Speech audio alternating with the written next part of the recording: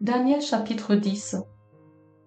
La troisième année de Cyrus, roi de Perse, une parole fut révélée à Daniel qu'on nommait Beltchatsar. Cette parole, qui est véritable, annonce une grande calamité.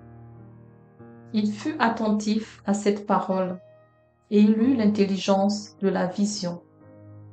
En ce temps-là, moi, Daniel, je fus 3 semaines dans le deuil. Je ne mangeai aucun mets délicat, il n'entra ni viande ni vin dans ma bouche, et je ne m'oignis point jusqu'à ce que les 3 semaines fussent accomplies.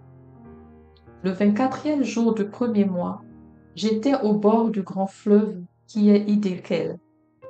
Je levai les yeux, je regardai, et voici, il y avait un homme vêtu de lin, et ayant sur les reins une ceinture d'or d'Uphaz. Son corps était comme de chrysolite, son visage brillait comme l'éclair, ses yeux étaient comme des flammes de feu, ses bras et ses pieds ressemblaient à de l'airain poli, et le son de sa voix était comme le bruit d'une multitude. Moi, Daniel, je vis seul la vision, et les hommes qui étaient avec moi ne la virent point, mais ils furent saisis d'une grande frayeur, et ils prirent la fuite pour se cacher. Je restai seul, et je vis cette grande vision. Les forces me manquèrent, mon visage changea de couleur et fut décomposé, et je perdis toute vigueur. J'entendis le son de ces paroles, et comme j'entendais le son de ces paroles, je tombai, frappé d'étourdissement, la face contre terre. Et voici, une main me toucha et secoua mes genoux et mes mains. Puis il me dit, « Daniel, homme bien-aimé, sois attentif aux paroles que je vais te dire et tiens-toi debout à la place où tu es, car je suis maintenant envoyé vers toi. » Lorsqu'il m'eut ainsi parlé, je me tins debout en tremblant.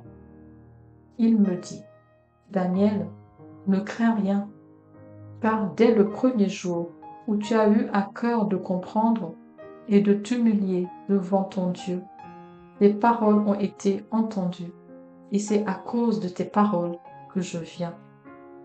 Le chef du royaume de Perse m'a résisté 21 jours, mais voici Michaël, l'un des principaux chefs, est venu à mon secours, et je suis demeuré là, auprès des rois de Perse.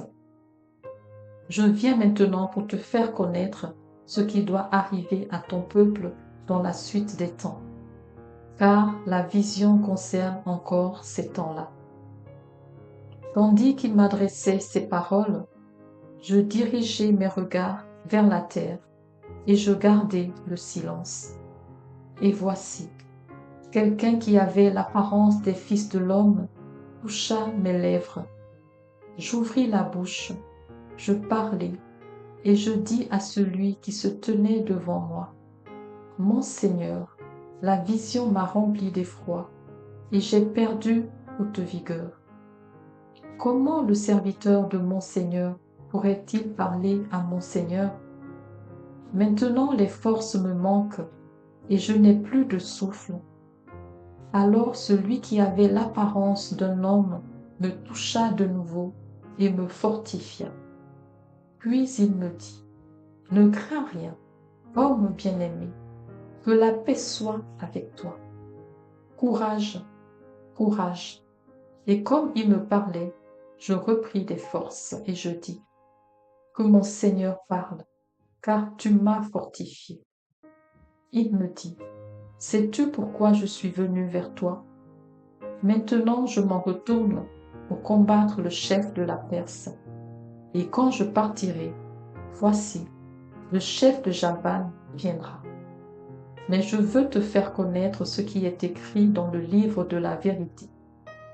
Personne ne m'aide contre cela, excepté Michaël, votre chef.